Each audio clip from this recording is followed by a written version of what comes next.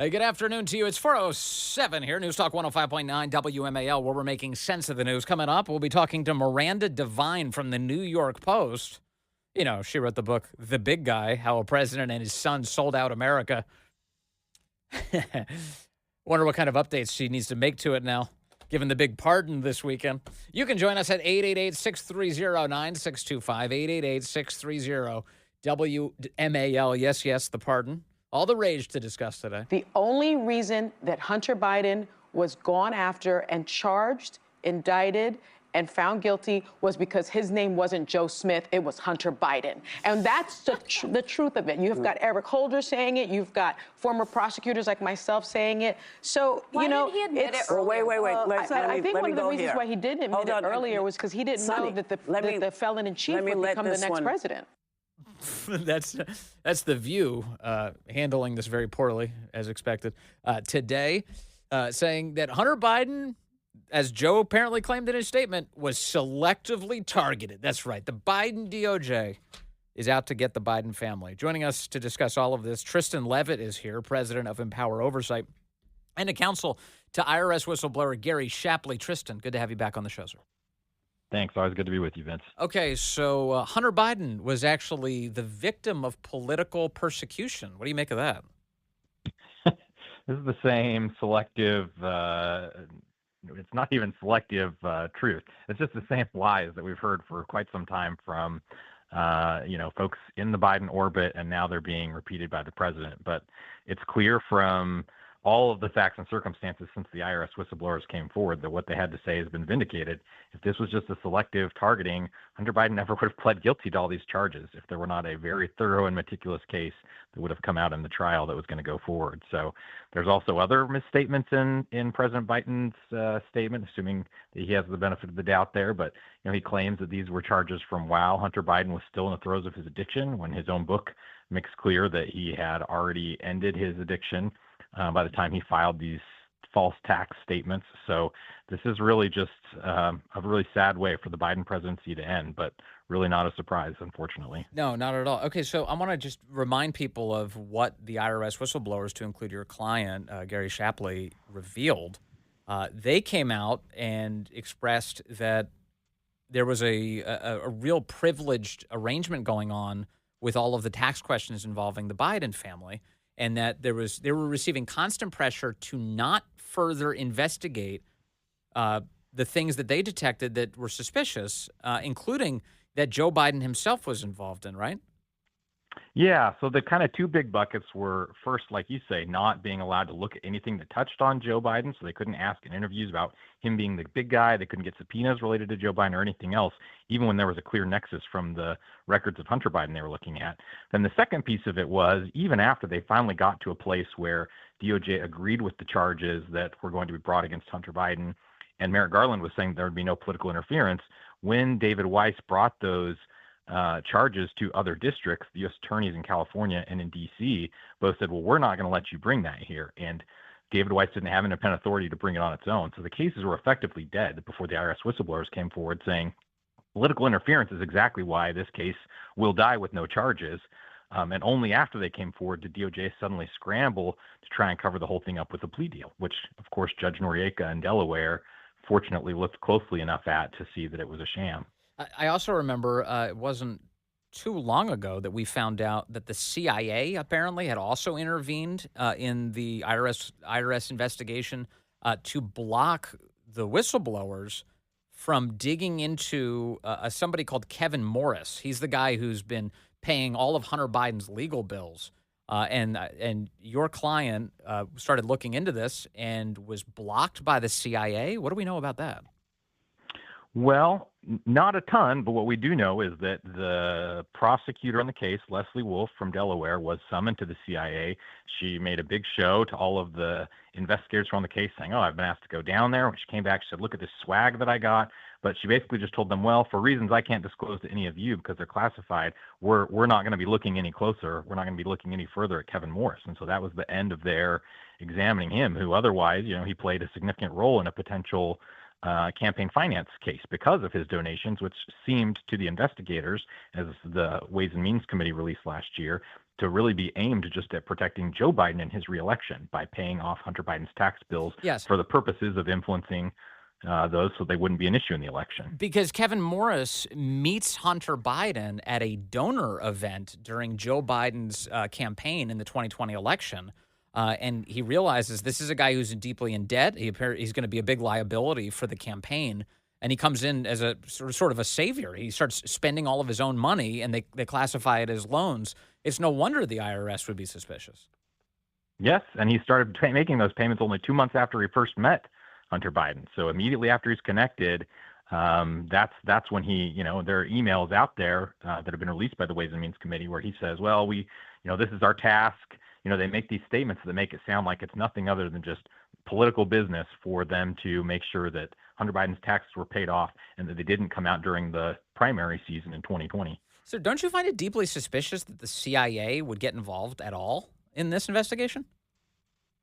Well, I mean, it's certainly surprising, but so are so many other elements of this case, right? I think we've discussed before, right, that either that suggests that Morris was somehow some sort of a source for the CIA, or perhaps less plausibly, but also possible, that they had some sort of derogatory information on him, and they, for whatever reason, wanted to continue to pursue that without him being a part of this DOJ case. But again, we will likely never know the truth. There's some Congress has requested some information on that and briefing on that, but if it remains classified, that's not something we're ever going to get at. But it is certainly one of the many wild things in the wild saga involving Hunter Biden. Yeah, I just can't help but notice the number of times the CIA has popped up in the Hunter Biden story. That just seems strange. I mean, everything from, the 51 intelligence officials, former intelligence officials. We now know it was organized in part by active CIA officials who were able to get all the signatures on that letter to support the Biden family in the 2020 election.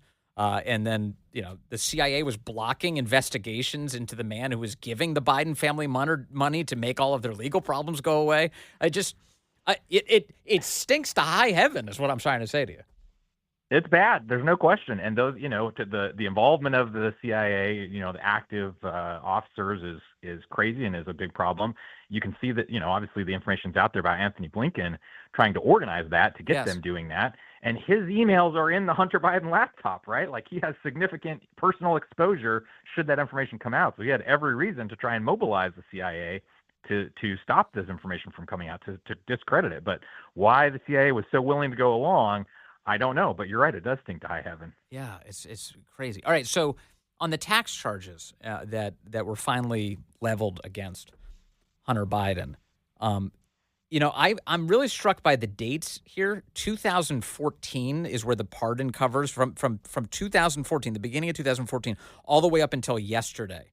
Joe Biden issues a blanket pardon for any crimes that Hunter may have committed during that time, and Hunter was convicted on these tax charges in Los Angeles, and they only date back to 2016.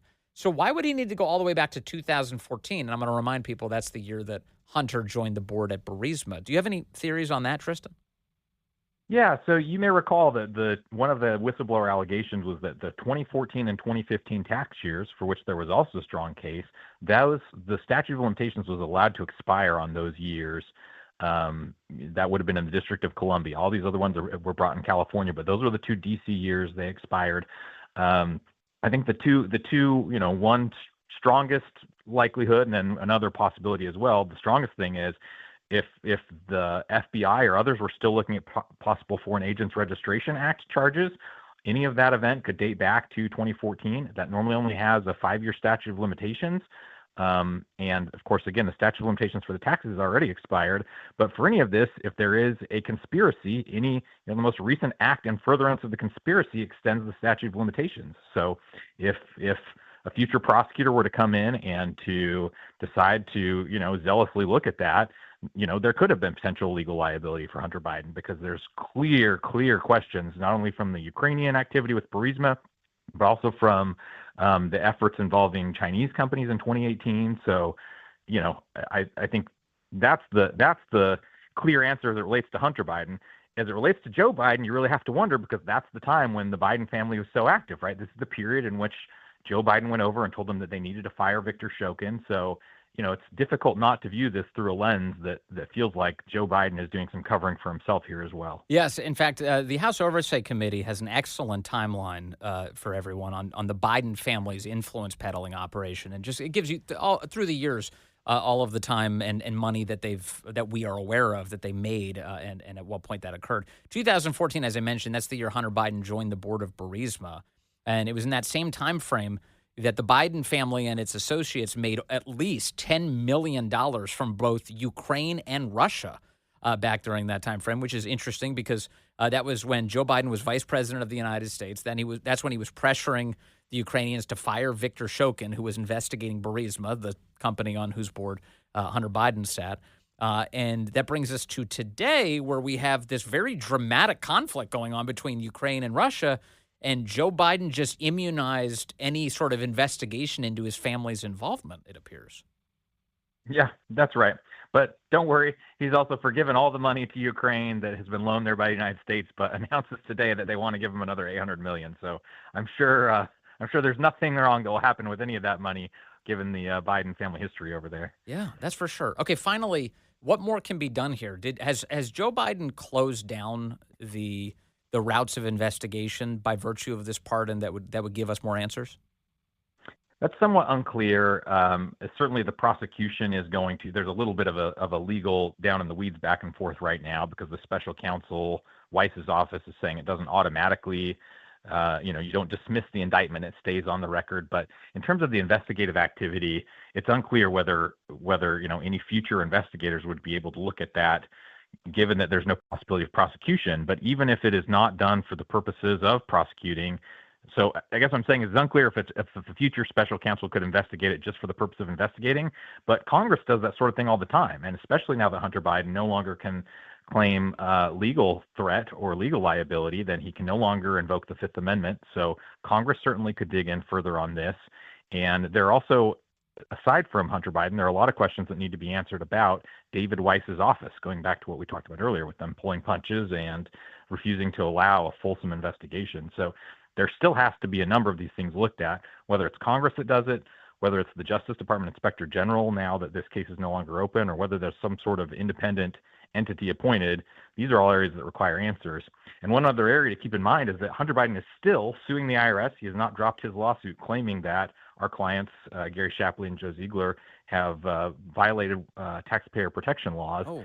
And that's why they are also still suing Abby Lowell, Hunter Biden's attorney, for defamation. So defendwhistlebblowers.com has more about that lawsuit, but that is still very much an ongoing thing. Hunter's now in the clear, but he has not stopped his targeting of the IRS whistleblowers. So these twin lawsuits going back and forth between the IRS whistleblowers and Hunter Biden, is that the kind of thing that could lead to discovery that reveals some more interesting details for the rest of us?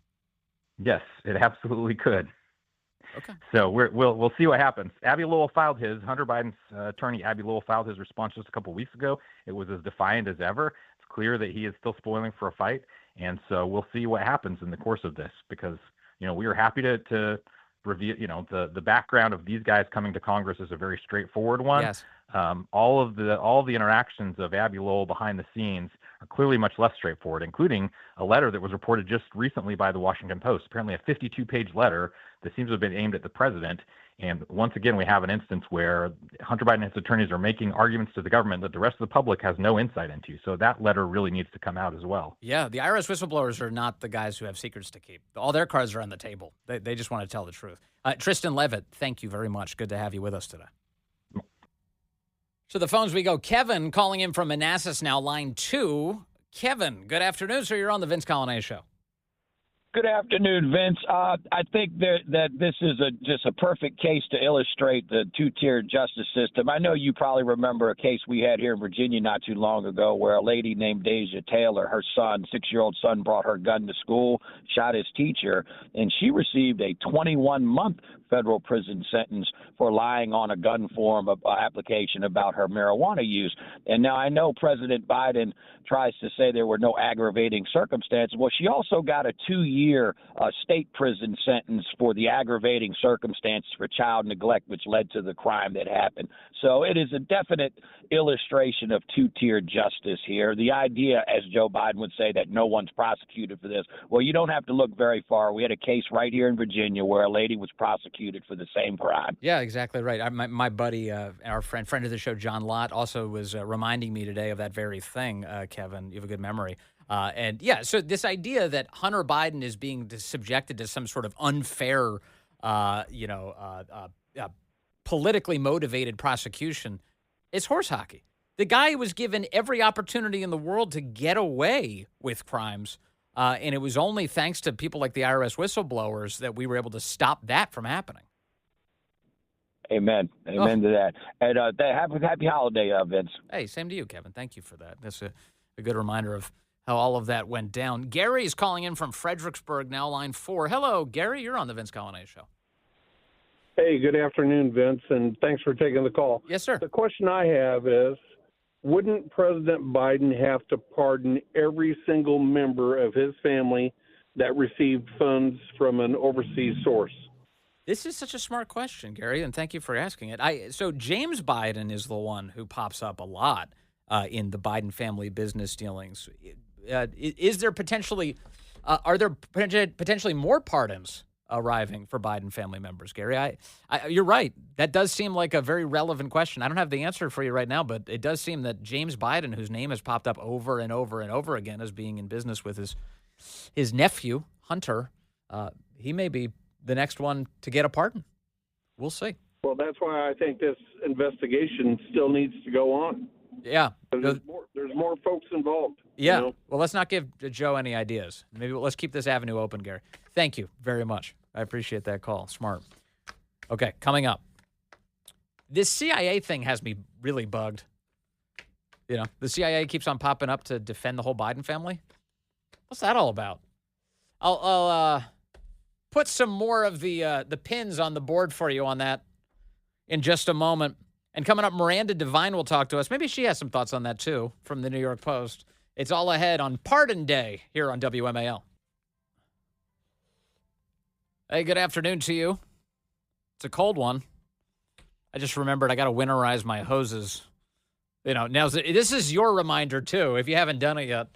Winterize those bad boys. You don't want any bursts. It's 4:35 now. WMAL traffic and weather coming up. And Miranda Devine coming up, too, at 5 o'clock. You can join us, 888-630-9625, 888-630-WMAL. Sorry, I've got hose bibs on the mind. No, I'm all worried about it. I don't think it got low enough quite yet to blow up the old hoses, but I am concerned. All right.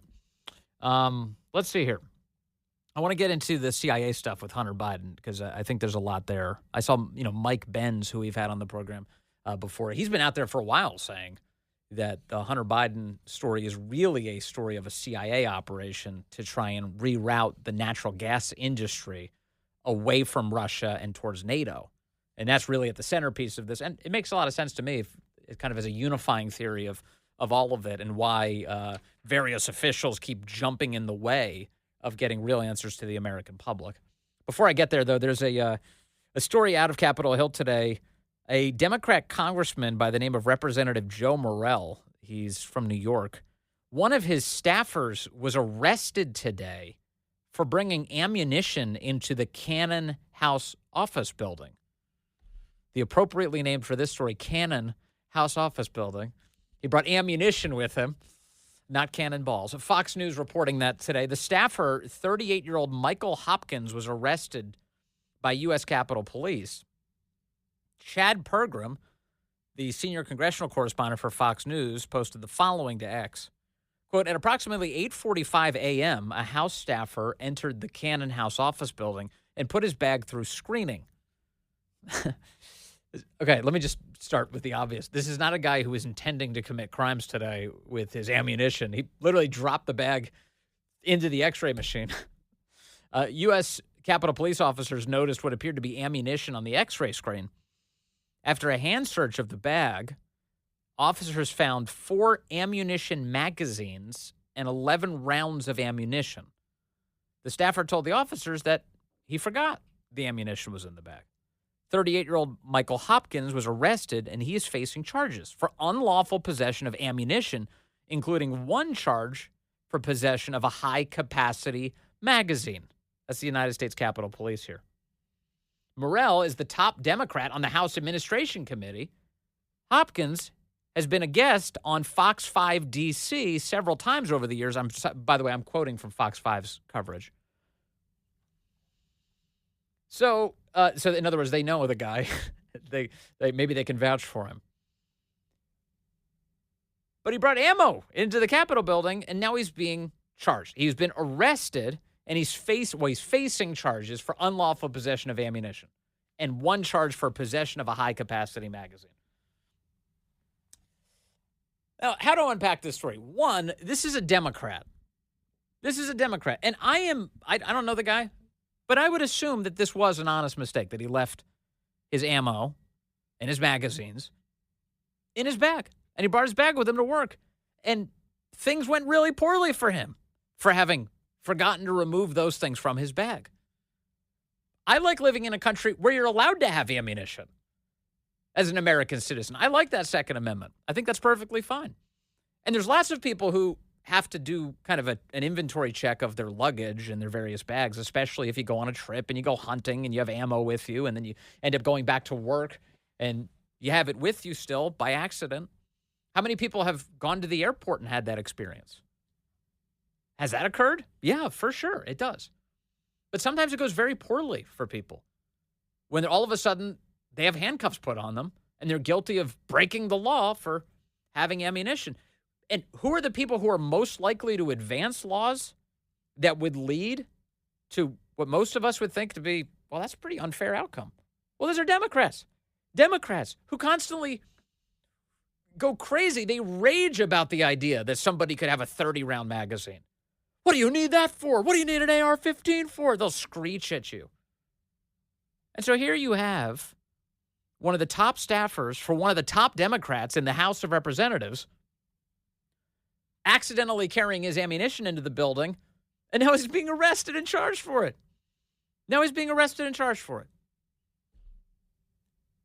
So there you go. 38-year-old Michael Hopkins busted. And high-capacity magazines. I mean, these are high-capacity. DC is absurd with what they consider high-capacity. It's practically, if your magazine carries 2 rounds, it's high-capacity. They're insane with it. Totally un-American. And now we have a Democrat House staffer who's being subjected to, well, at least this legal interaction. We'll see how far it goes. Who's going to actually prosecute him? Is this fault of Matthew Graves? Is this the U.S. Attorney for the District of Columbia?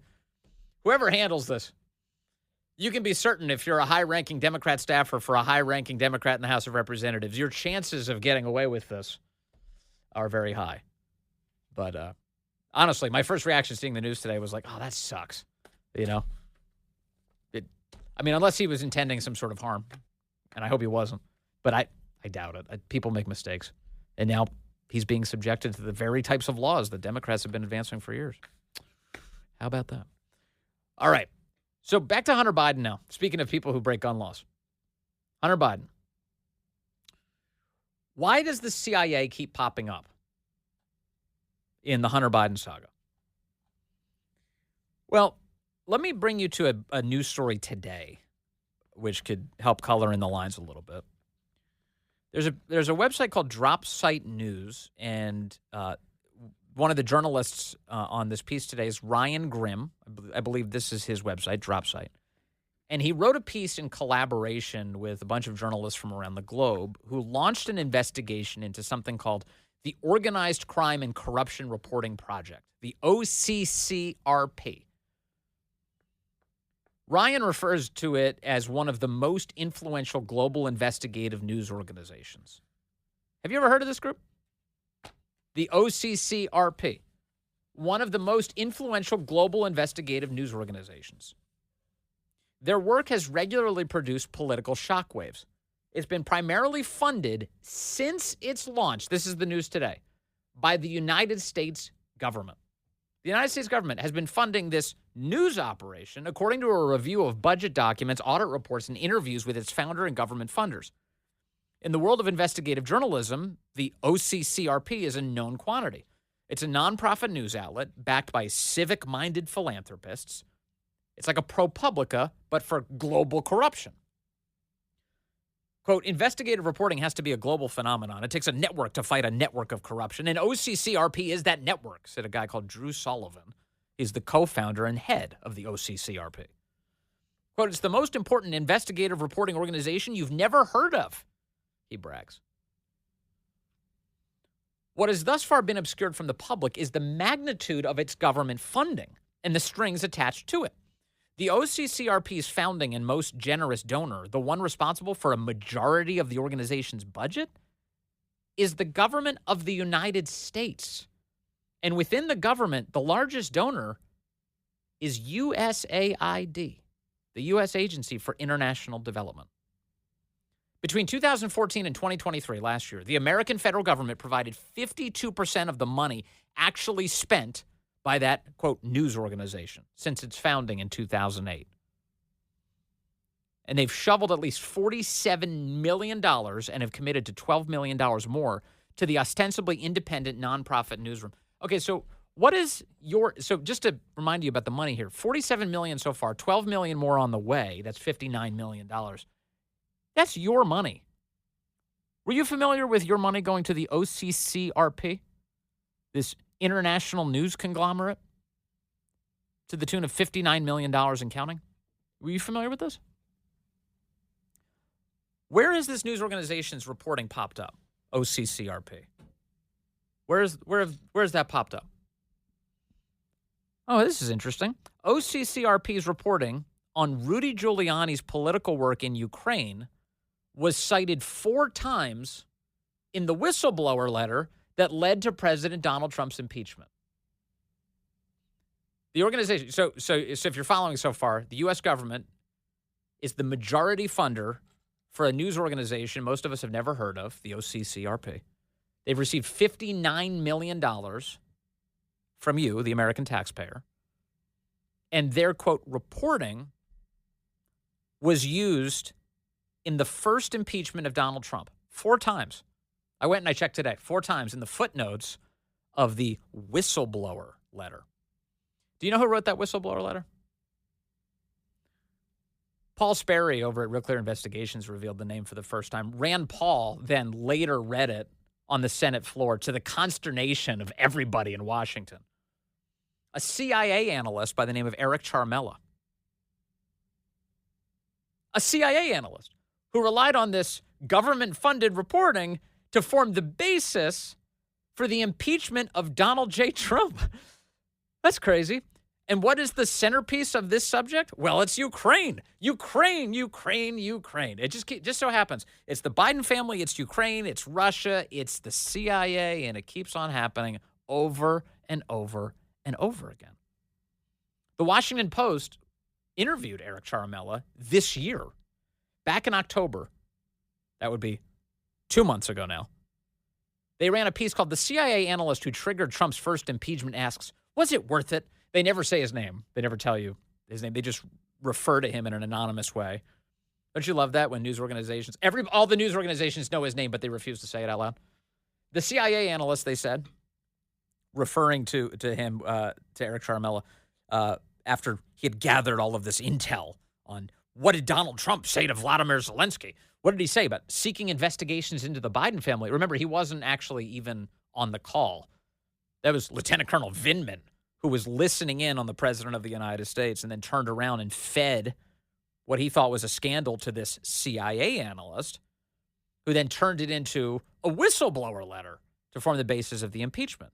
The CIA analyst would soon submit a meticulously sourced 9-page memo to the U.S. Intelligence Community Inspector General that would spark Trump's first impeachment. In Washington and around the world, the analyst would be known as, quote, the whistleblower, a moniker that he didn't choose and has come to see as a burden.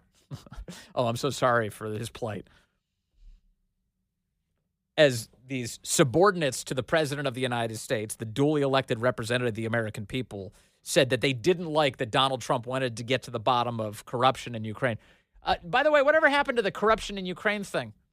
Oh, that's right. 51 intelligence officials conspired to lie to you about the nature of the evidence for that corruption on Hunter Biden's laptop, saying it was Russian disinformation. And that leads us to yesterday, that long-running saga, where Joe Biden announces that his son is pardoned from any crime he may have committed dating back to 2014. That would be the year that there was a very interesting revolution in Ukraine and that a U.S. loyal regime was put in place and that Hunter Biden joined the board of Burisma. That was all 2014. Huh. Interesting. Ciaramella, you want more information on him? Paul Sperry provides it. He wrote this in April of this year. Ciaramella worked for Vice President Biden when he was Vice President of the United States. Did you know that? He was Vice President Biden's aide. He's a Biden guy. Might be a conflict of interest. Headline, impeachment whistleblower was in the loop of Biden-Ukraine affairs that Trump wanted probed. Oh, so the whistleblower was in the loop on the very behavior that Trump was trying to seek an investigation into. The whistleblower who sparked Donald Trump's first impeachment was deeply involved in the political maneuverings behind Biden family business schemes in Ukraine that Trump wanted probed. Newly obtained emails from former Vice President Joe Biden's office reveal. In 2019, then National Intelligence Council analyst Eric Ciaramella touched off a political firestorm when he anonymously accused Trump of linking military aid for Ukraine to a demand for an investigation into alleged Biden corruption in that country. But 4 years earlier, while working as a national security analyst attached to then Vice President Joe Biden's office, Ciaramella was a close advisor when Biden threatened to cut off U.S. aid to Ukraine unless it fired its top prosecutor, Viktor Shokin, who was investigating Ukraine-based Burisma Holdings. At the time, the corruption-riddled energy giant was paying Biden's son Hunter millions of dollars. Those payments, along with other evidence tying Joe Biden to his family's business dealings, received little attention in 2019, as Ciaramella accused Trump of a corrupt quid pro quo. Neither did subsequent evidence indicating that Hunter Biden's associates had identified Shokin as a, quote, key target.